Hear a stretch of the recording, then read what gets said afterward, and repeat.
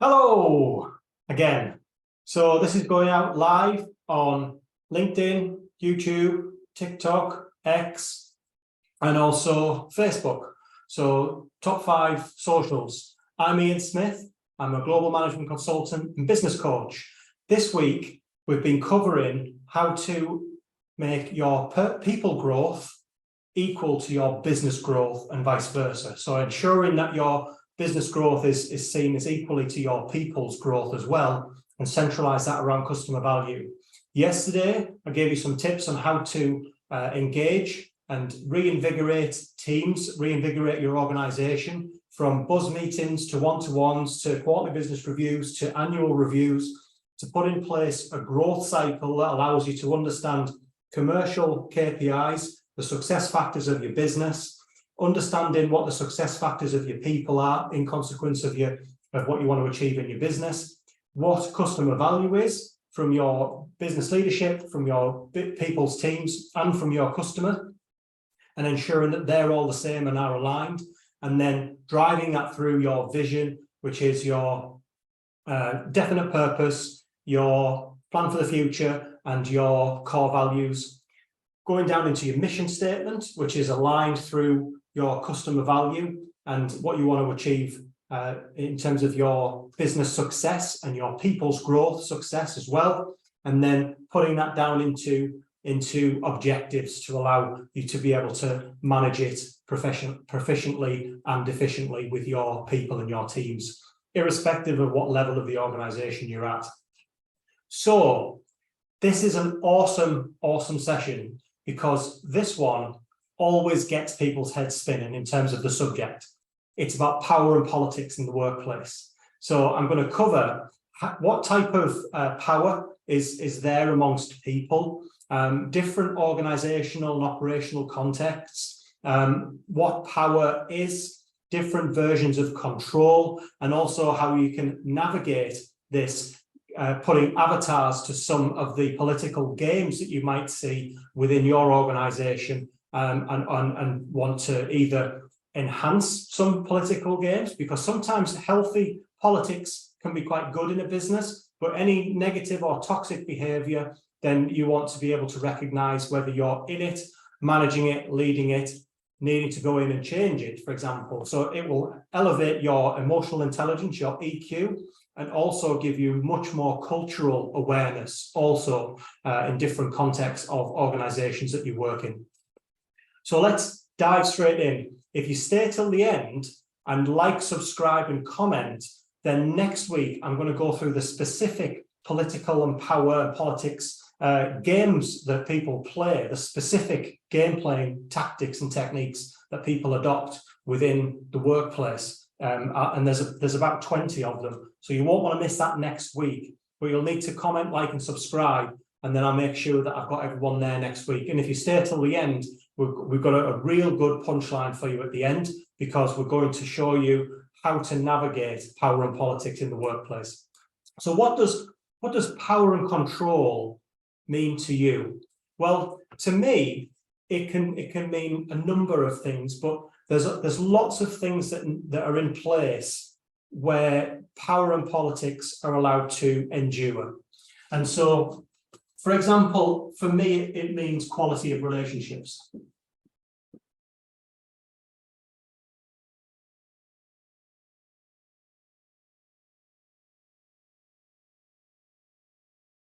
If there's a relationship there, professional or personal, or people know each other and trust each other, we'll come on to trust in a second, then there's an element of power and control. There is things like reward power. There's legitimate power as well, because people recognize someone in a certain role, they know, like, and trust them, and so they have some form of legitimacy over what it is that they're able to do and how they're able to perform, whether it's in their role or in their personal life, in terms of hobbies and interests and things like that.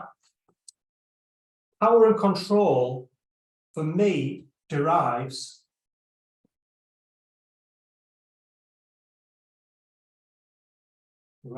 from differences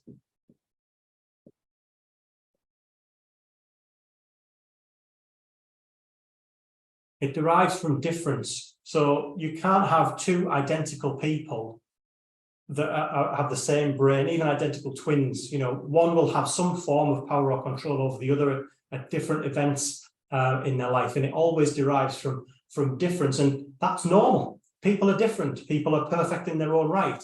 So if there's always going to be a difference, there's always going to be an element of power and control in different topics, subjects, and different operating and organizational contexts. So that's another good point, is that it's normal. And again, you should be able to recognize, you'd be able to recognize some of these areas within your organization, within your teams, within your family, even with your social context as well. So there's perception and beliefs about the power that's exercised as well. So sometimes it can come down to perception and beliefs.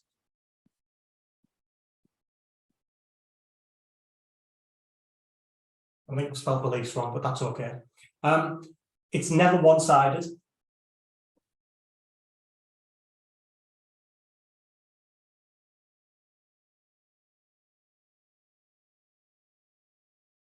And also, you must recognize the operational context. And I'm going to give you some ideas as to how to recognize different operational contexts within your organization, within your team, even if you know those frightening words that I mentioned in the project management office lives as well.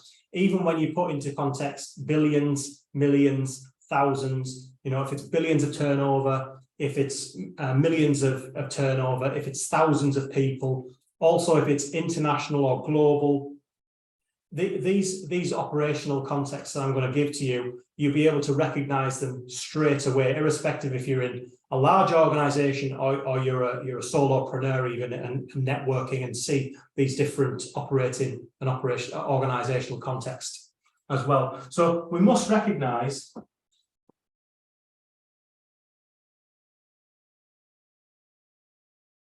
the operational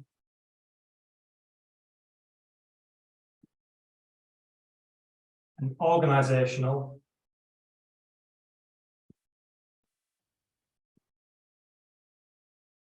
context. And I'm going to give you some ideas as to what these can look like right now. So quality of relationships, it always derives from differences. It's normal. There will always be an exchange of power and control. There'll always be political game playing. Some people do it without realizing. Some people are able to do it very, very effectively. And again, when it's used healthily, and when it's used for a positive agenda, then again, it's normal to see these things. It comes down to perception and beliefs of the power and the person and the type of power and control that's used. It's never one-sided. It works both ways. It's a two-way street. Must recognize the operational and organizational context. So here are there's four analogies that I want to give to you that you'll be able to recognize different environments and different operational organizational contexts. So the first one you'll be able to recognize is either the honeybee or the spider in its web. So we'll say the honeybee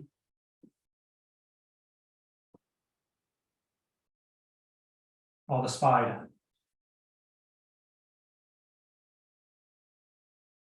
Now, the honeybee attracts lots of people to them. And that's good. You know, you'll see at networking events, you'll see at organizations, you'll see when there's a guest showing up, you'll see when there's someone who maybe holds some form of seniority, someone who's popular, someone who's an incredibly good leader, someone who's an incredibly good speaker. When they turn up, people are like honeybees. And again, it's normal. It's really good that these people possess this form of power without even trying and without doing it on purpose or in a negative kind of way. And so you'll see that this honey pot, so to speak, will form its own operational and organizational context. And recognizing when that happens, how much power and control you have as either one of the bees or as the honeybee, as the queen bee. The queen bee will have lots of power and control over the honeybees, but again, if it's used healthily, it's normal. Just think if you go to a concert when that person is on stage and they jump into the stage, people are trying to get to them, put their hands on them and everything else. The people who are doing the naughty stuff, who are kind of showing themselves up, obviously don't recognize the operational or organizational context. You know, this is a superstar that's jumped off stage, or a superstar that's come out to sign autographs.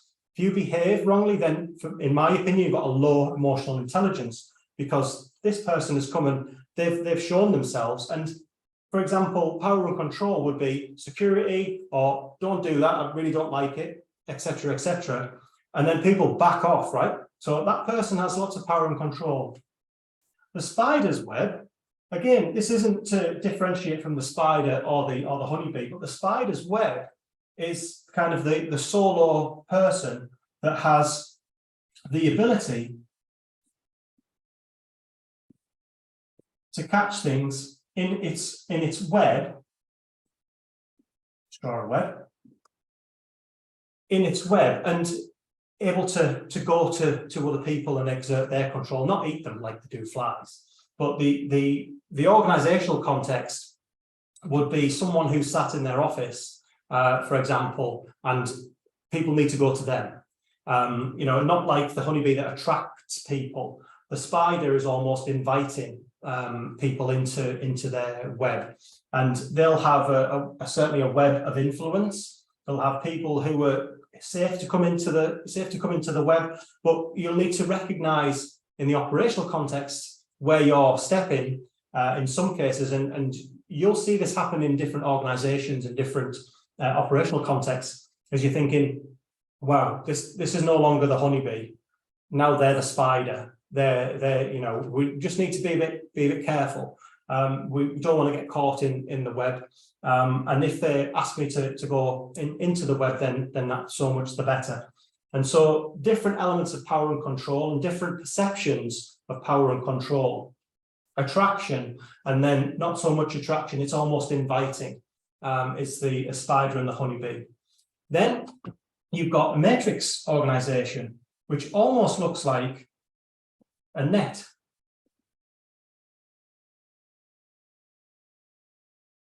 Equality, flat structure, not much hierarchy. So that equals a level playing field, essentially, in terms of power and influence. And so when you recognize that you're in that organizational or operational context, that you need to develop relationships and trust with people in order to work together. If you're managing a project in this environment, you need to work harder, in my opinion, to be able to get the people who are in the net. Coordination won't be a problem if you've got all of these people on side in terms of the overall objective. They're on board with key success factors, what success will look like. They can see that they're going to improve, or there's something in it for them. And so once you're able to establish a network of people, essentially a network of people that know, like, and trust you, then you're able to, as one moves, the rest shall move as well. And it's a flat, agile structure in an organization. And another important point is all of these can change. You can take the next one that I come on to, that can form a net, and then you'll have different honeybees and different spiders that will evolve in the nets per se, or they'll come to the traditional structure that I'll talk about in a second as well. So there's the net structure where you can see there's lots of level players, flat hierarchy, but usually in organizations there's one or a team of people that make the key decisions, which are usually the influencers in the net organization. But essentially decisions are made equally. And then if you're wanting to deliver some form of change or make some form of integration into a culture or an organization like this, then it's recognizing that the net is there. When one moves, they all move. And that can be very powerful. in terms of power and control. Then you have constellation. Okay, constellation of stars. Tech companies. Shout out to the tech companies. Constellation of stars, and this isn't to sound individualistic or anything against this organization. Is they're usually individuals in their own right, incredibly talented stars in their organization, and understanding when you're surrounded by stars is trying to understand again how these people work together. So they'll come together in some way, but stars in their nature are very far apart from each other, but you can still see them. And so perhaps extroverted people, people who possess incredible intelligence, lots of knowledge, lots of experience, and are able to leverage their own expert power, and we'll come on to types of power in a second, expert power, to be able to have control over resources or control over information, for example. And so recognizing this is quite important, because these stars may be in the net, or they may be with the honeybee or with the spider, but these could be really key influences in terms of getting things done, in terms of needing expertise, in terms of working together with people who may not be perceived as stars yet. So again, coming back to the perception. So a star usually has legitimacy of power through a PhD, through published material, through experience, being in the company for years. And there's different ways we can talk about people, but we're talking about organizations and operations. And then you've got what I call the traditional structure, where you have perhaps a leadership team, and then you might have different verticals, which may be products or services. They may be serving specific sectors or segments, may have different specialisms. You may even get functions that run across all of the verticals. For example, HR or finance or sales or marketing are much more better leveraged by serving each segment, so they offer more efficiencies in terms of cost in the organization, and recognizing when these things exist. Because if you're delivering a marketing strategy into this segment here, you'll need to find out who leads this vertical, and also who leads the marketing function if it's a matrix organization. And what's this starting to look like if we draw another one here, another function here? So we'll say one is perhaps standardizing innovation, and the other one is your transversal functions such as HR and things like that. It's starting to look a lot like the net now. And so being able to recognize these, you'll be able to understand very quickly the levels of power and control and the types of games that are played and the level of politics that happen in matrix organizations. Because just to blow this up even further, you could have verticals that exist in different countries. So you could have verticals in countries. So you could have UK, EMEA, and Asia Pacific regions all in the same segment, all served by the same function, which will have a HRBP, a CFO, they'll have a head of growth, head of business development in the vertical. But the essential is that these verticals always go up to the senior leadership.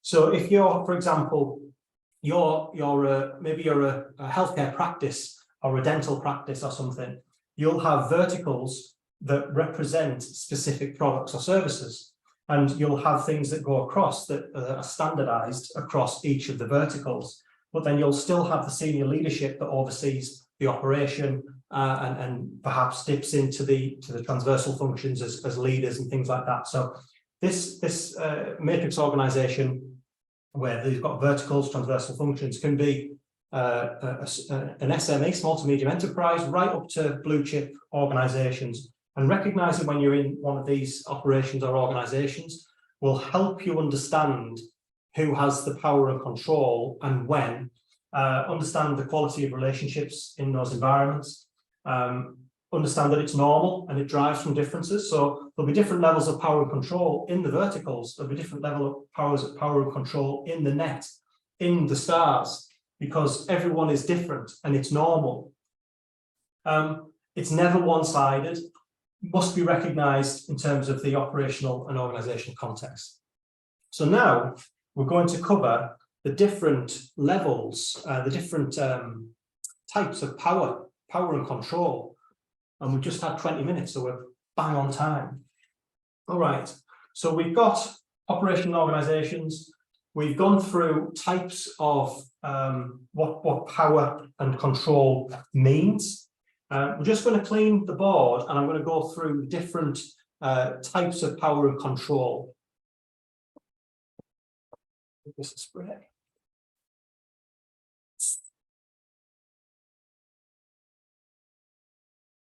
Amongst yourselves, start having some aha moments about organizations and different operational contexts, different levels of power and control. And if you see different levels of power and control, please, it's not negative, it's normal. The only time it's negative is when it is. If someone is using power and control unethically, and we'll come on to ethical behavior and action with integrity in a second. So there are two types of control. So we've covered power, types of power, quality of relationships derives from differences. It's normal. Perception and beliefs about the power that's exercised. It's never one-sided, and you must recognize the operational and an organizational context, because there'll be people that have what I call legitimate power. Now, legitimate power is if in any of those organizational contexts, it can come from authority within an organization. So if someone is the CEO, they have legitimate power to make fundamental decisions. So that's pretty normal, right? So, but if someone who was in the team and who is not the CEO and is making decisions that the CEO would have ordinarily made, unless they've had authority from the CEO, then they don't have legitimate power to make those decisions. That's what legitimate power means, is that people perceive their level of control to be positive or negative. And sometimes control can be perceived to be negative. But if it's legitimized, perhaps you've got a CEO that has a CFO in their business, and the CFO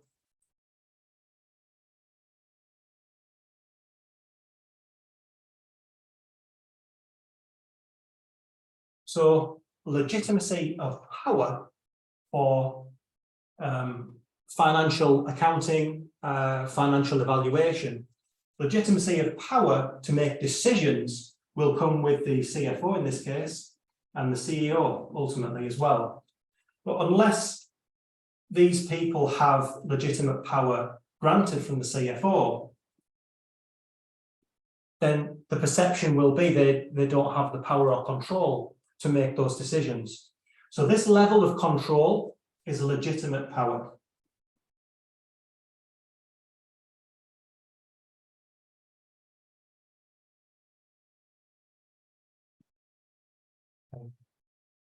Other forms of power are reward power.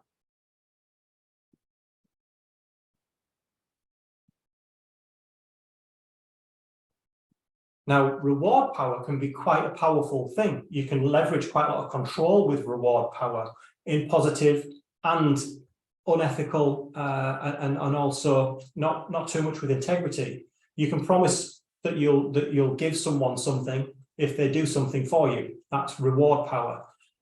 If you join our organization, this is the package. If you stay for 12 months, then you get an extra day holiday, you know, those sorts of things to incentivize people. And again, it's normal. It's not unethical until it is. And again, it comes down to perception. And in organizations, there are things like policy to protect people and organizations for abuse of power and control. Reward power is something to recognize when it's happening to you, or you can see it in organizations. You can see it in sales techniques. Now, that's a very important point. You can see reward power in sales techniques. This sales program has cost, in terms of time, thousands of pounds, but you can get it today for £500. That's reward power. Okay. For me personally, digress slightly. Everything that's in there, you can get on there for nothing, because it allows you to access everything on my YouTube lives. So if I say something like I did before about the specific games, you're going to get them, but you need to subscribe, like, and comment, just so I can see the demand for them as well. But if I was to say you'll get them if you buy this course after this live, that's reward power. And in my opinion, it's not ethical. So that's an example of reward power. So reward power is, for example, we'll make you a better star, a superstar. We'll make you a superstar. You know, and management companies, we've seen the films about Elvis, you know, these things have been where really talented people, the honeybees, have been managed by people who have very strong reward power, and they'll promise them rewards if they do this, and then they go again, and then they go again. And reward power, again, when it's used well, it works very well. When it's used unethically, it can be very poor, very poor form. And so that's reward power. Then there's things like the army. No disrespect to the armed forces, shoulda, woulda, coulda, and all that. But there is a form of power called coercive power.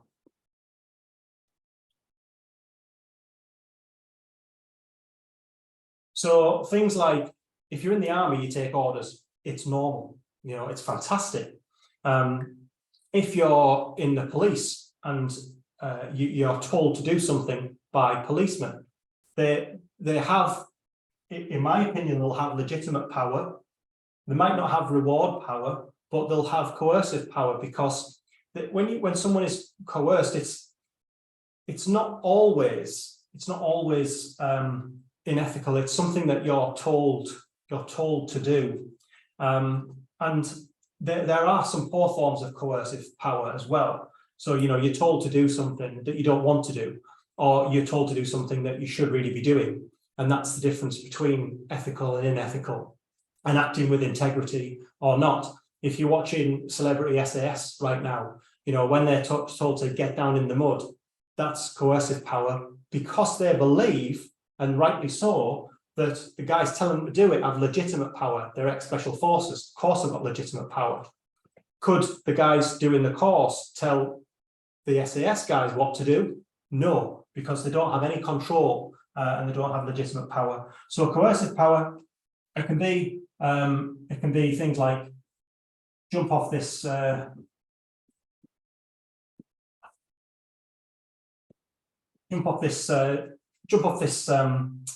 dive board because it's wonderful out there. Water's fantastic. That's coerced.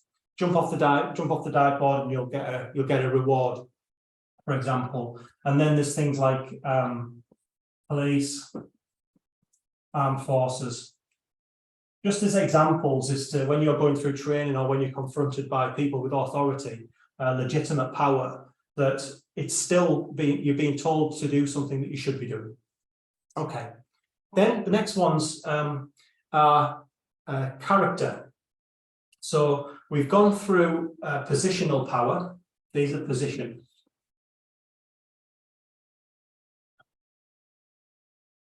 Now, character power.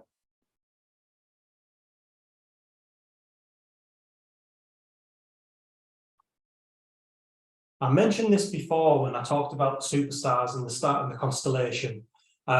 Is you have something in yourselves, you'll have expert power, you'll have knowledge about something that no one else does because everyone's different and it's normal. And you'll be able to exert that expert power, ideally ethically, and act with integrity as well, in order for a decision to be made or for someone to do something that you know is right because you're an expert.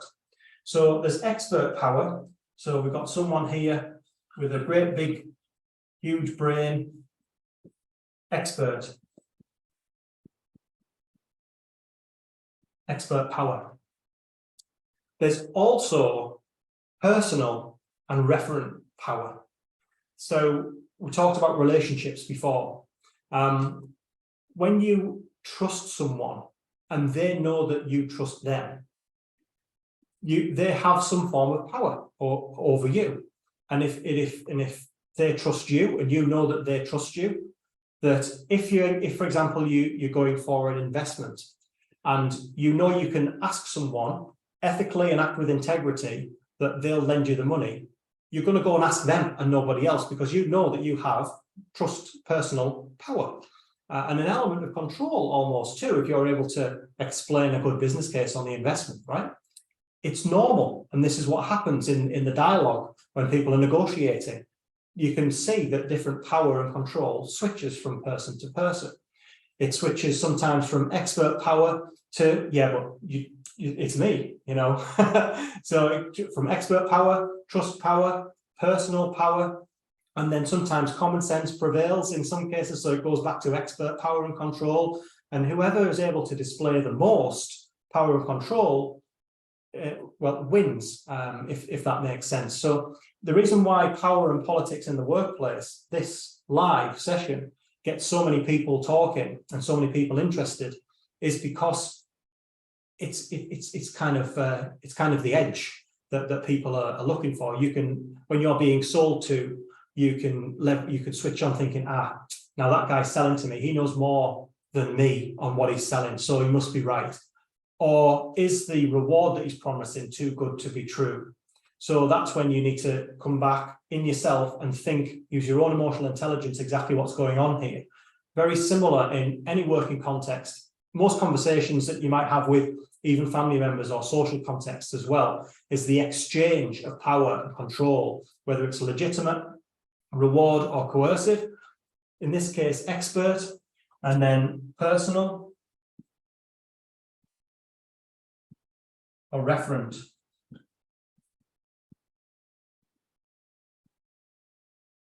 So if someone has referred you, it's quite powerful as well. And that revolves around trust. These all come down to social connections.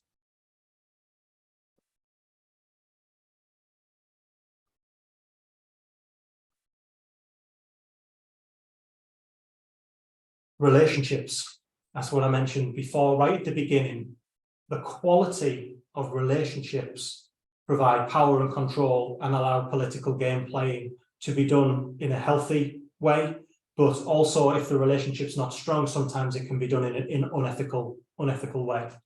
And so the different elements of control from these forms of power can be a number of things. So legitimate power and expert power, they have control over resources. So we'll just draw this here. Resource control.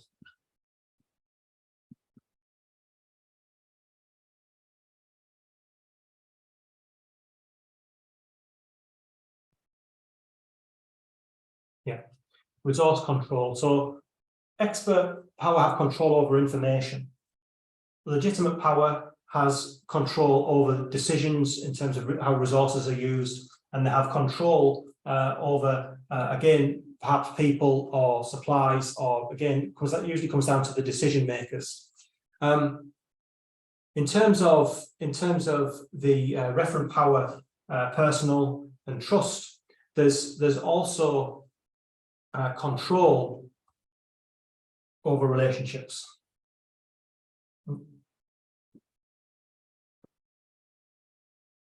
control over relationships.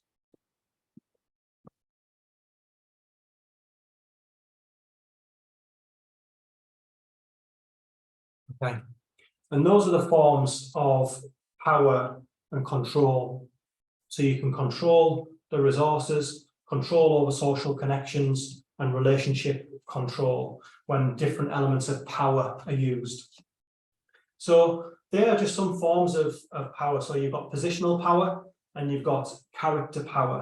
When you have, if you take into account the operational context, the constellation, superstars, you've got superstar here that has expert power, that is able to have very good relationships. That's a superstar in the organization, especially if they're getting stuff done and they're getting results, and their people are getting results, and their team or their organization or their business are getting results. So that's just one of the stars in a constellation. But if you were to go down into the team of this star, this could be the net. And if you want to move the net, then you might want to talk to the star. If you want to move just one person in the net, then you need to develop a relationship with this person. And I say move lightly, because if you want to work with them, if you need some financial analysis done, we'll take the analogy of the CFO again, and maybe the FPA, financial planning analyst, you want them to do something, and they might say, actually, I probably need to check with the superstar, or with the CFO in this case. And you say, oh, okay, no problem. Am I okay to talk to them? Am I okay? If you go straight to them, then you're not reading necessarily the net organizational context and the superstar organizational context to understand the different levels of legitimate power and expert power that you could be confronted with. And it just allows you to read the different organizations and operations and different types of power. So we're going to do another board.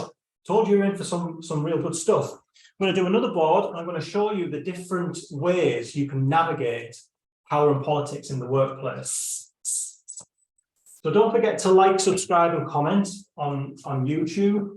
Again, this is going out on LinkedIn, TikTok, X, Facebook, and YouTube. 3 boards, 3 lives a week, 3 boards. Right. So now we're going to differentiate between politically aware, politically unaware, whether you're acting with integrity or whether you're into psychological game playing.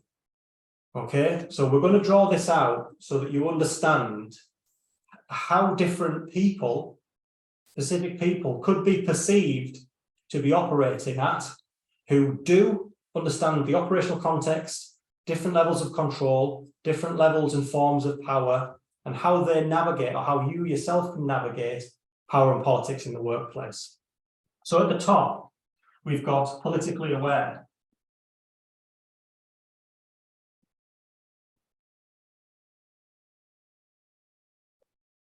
Okay. At the bottom, guess what? We've got politically unaware.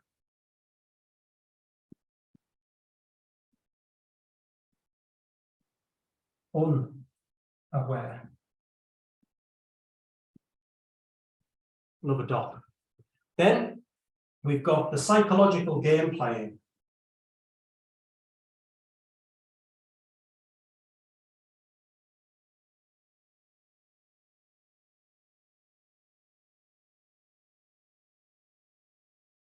And then we've got acting with integrity.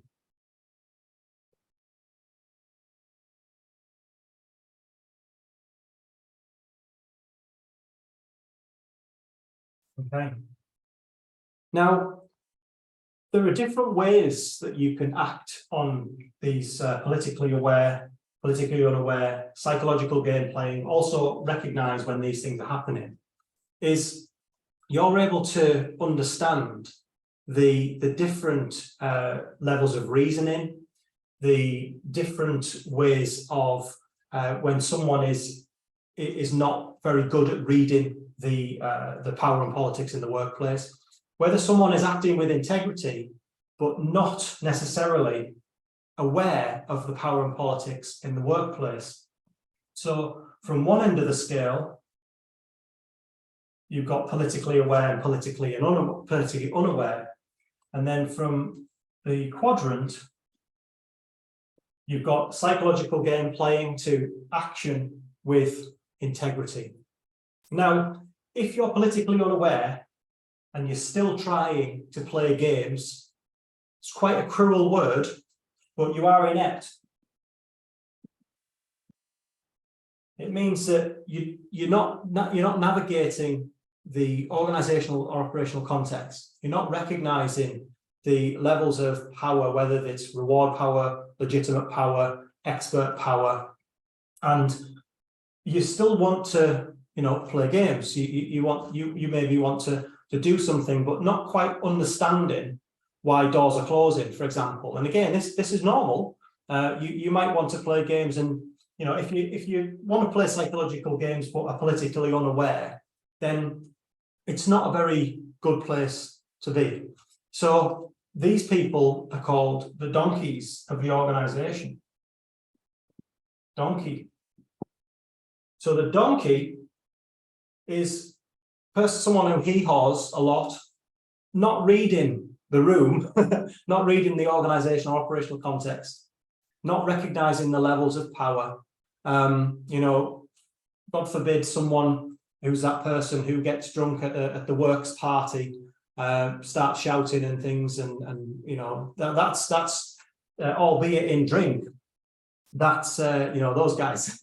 That's the politically unaware, and thinking that they're playing the game, or thinking that they're hashtag winning when they're not. So that makes them inept. Now, if you are unaware but continue to act with integrity, of course, then you're innocent.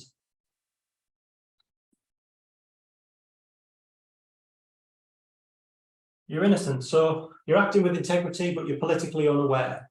You perhaps follow the people who are politically aware and acting with integrity. So people who are politically aware and act with integrity, they're wise. Wise people, and you'll recognize them in your organization. People who seem to always have the right answer, but in the best way. The honeybees or the superstars, or in some cases the spiders too, where you're able to recognize someone who has the answer before you've asked the question. So if you're politically aware and play the psychological games, then that makes you a bit clever, literally a bit foxy. So you're clever, congratulations, but you're not wise. People will recognize that person within the organization, because we're all people. And again, it's normal. It's normal for people to be politically aware and want to play some games. Again, if they're not acting with integrity, then you recognize who these people are. These people have an ego, usually. Okay. Now, what happens here is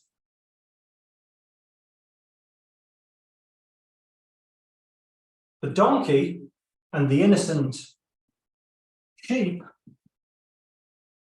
usually carry the clever and the wise. The clever is the fox. Yeah. Foxy. Not acting with integrity, but politically aware, starts to play some games. These are good readers of the organization. So we'll try and draw this.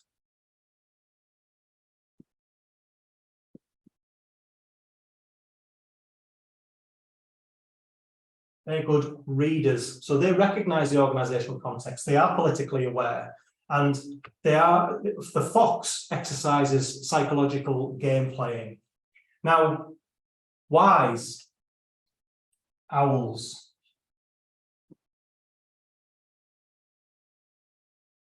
The owl is all-seeing, all-knowing, always acts with integrity, always is politically aware and is wise. Now, one level up from an owl, and honestly, I love this analogy, and it comes from a lot of people in the States. So shout out to to the guys in the States, especially Houston. Owls are incredibly wise. I love the idea of being an eagle. So the eagle,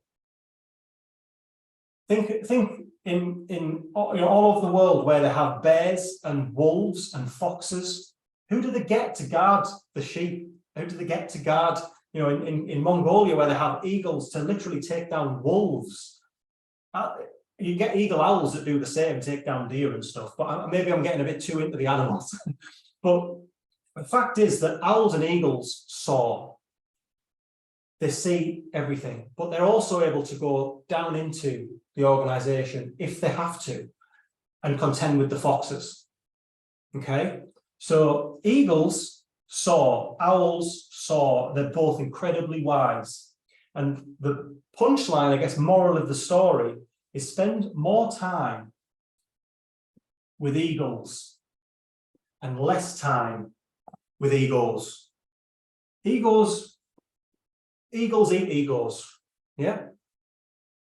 People who don't act with integrity and want to play psychological games, have a big ego. That's when the ego comes in and says, that's enough. If you feel you're in these areas, you can get to these areas very, very quickly by a few words, by approaching someone you haven't approached before, by going to see the person who you think, wow, they seem to have the answers before I ask the questions. They always seem to get something done. Emulate them. Don't envy them. Go up to them, ask what their hobbies are, get to know them a lot more, develop a relationship. It's not disingenuous. You're acting with integrity. You want to get to know them and understand a little bit more, so you can grow from the sheep to the owl and to the eagle. And then you can be the person who's the eagle that can contend with the egos, because you're politically aware, you're acting with integrity. You're also developing your EQ,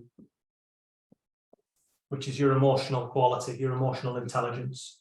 So adopting this model will allow you to understand power and politics in the workplace, navigate organizational and operational contexts, and also read cultures within organizations. So it shall set you up in good stead for that time at the coffee machine, for that next promotion, for when someone's selling you something that you just don't feel right about, for when you need to go into a big room and talk to everybody. What kind of homework do you need to do there? What kind of relationships do you need to build? Recognize the honeybees, the spiders, the stars, the nets that will form in the rooms as well. You'll go into a networking event and there'll already be nets formed. There'll already be honeybees, which might be the keynote speaker, for example. There might be the spider that's sat there waiting, who might be the organizer that knows exactly what's going on around them. But although we've used honeybee and spider in terms of organizational context, they're usually the eagles or the owls of the organization that are very wise, overseeing, act with integrity, and are politically aware. The foxes can't fly, rarely fly.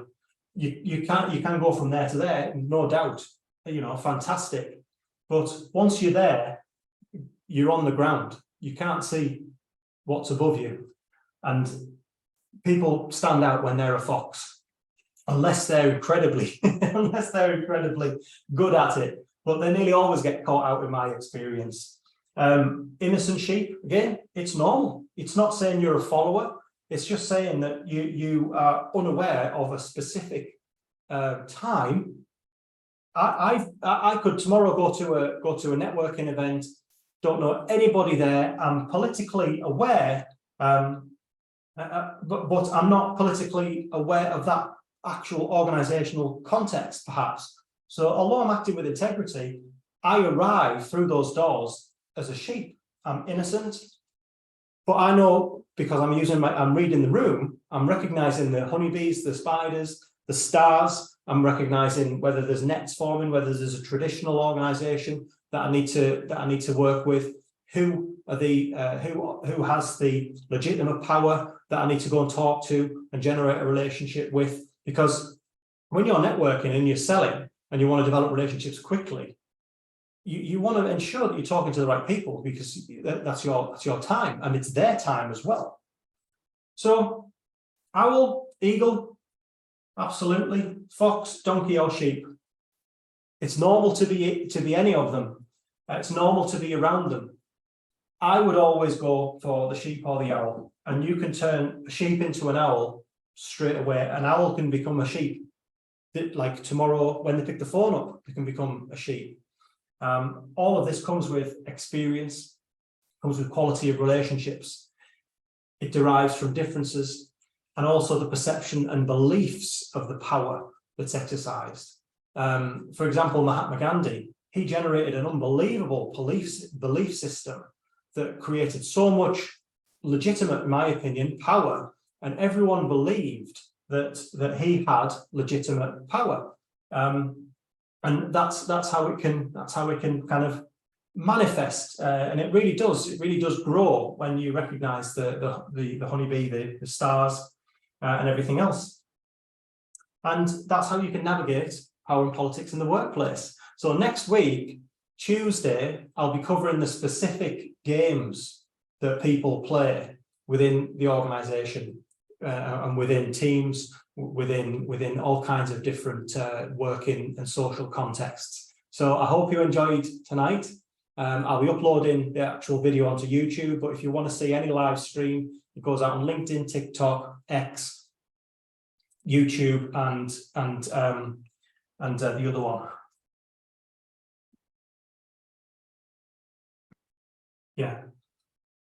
Yeah, very good. Good night, all.